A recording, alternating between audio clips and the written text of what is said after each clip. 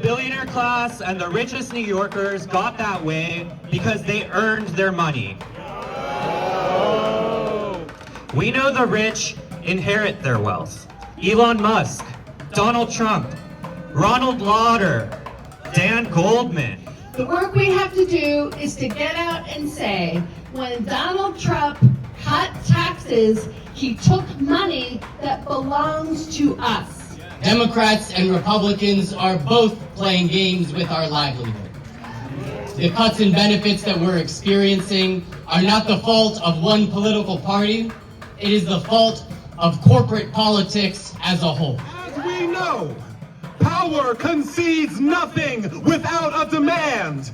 And today, we demand to tax the rich! But the slumlord-in-chief is proposing massive federal cuts totaling around $4.5 billion to NYCHA and other affordable housing programs that will destabilize the lives of working-class New Yorkers. 2010 to 2020 saw a 19% drop of Black children from this city. Is it overdue to tax the rich or what? Is it in fact a number of billionaires and trillionaires spent more money trying to defeat Zeron than we would have ended up taxing them? And our goal is to win the agenda that we knocked doors for and we spent the last year of our lives fighting for. With the upcoming Medicaid cuts, we will see a negative ripple effect on New York's healthcare system. Patients will delay care to the high costs, which will lead to sicker patients coming to our overcrowded emergency rooms. I have critically ill patients begging me to discharge them because they have no one to take care of their child. We need the revenue to fund free universal childcare, as our mayor-elect Zoran has advocated for.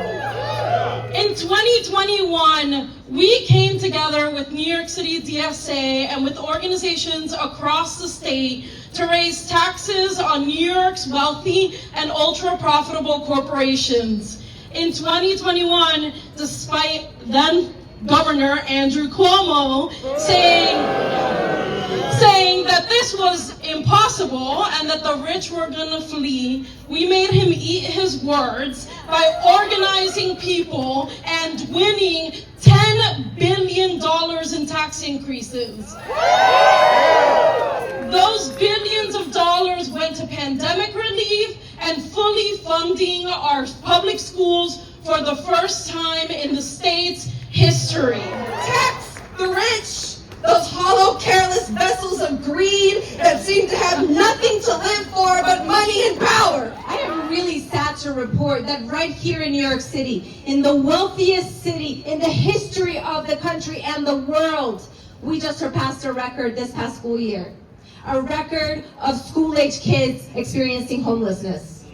Over 150,000 school-age New York kids not having their own bed to sleep at night.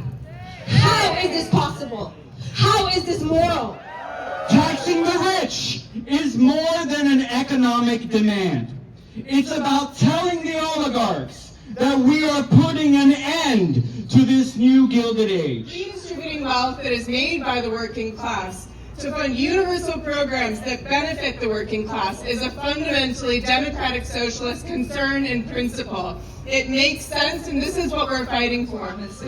Every commentator, every establishment politician wants to say that Zoran can't accomplish what we fought for, that his campaign was run on impossible dreams and impossible promises, but what they don't understand is that Zoran's win is transformative, and we're not doing politics as usual anymore. The numbers show that it is working New Yorkers with small children that are being forcibly displaced from our neighborhoods because we cannot pay what is the equivalent of 2 rents in childcare. We need to spread the wealth around. We need to tax the rich. Invest it in public infrastructure. Invest it in social infrastructure. Invest it in universal child care. Across the city, billionaires treat this place like a playground while working class people scrounge for dignity. Enough is enough. To talk to our neighbors and show them that we need to freeze the, make buses fast and deliver universal, 1 million New Yorkers showed up for. That's what over 100,000 volunteers put the work in for. Now it's time for us to actually deliver on those promises.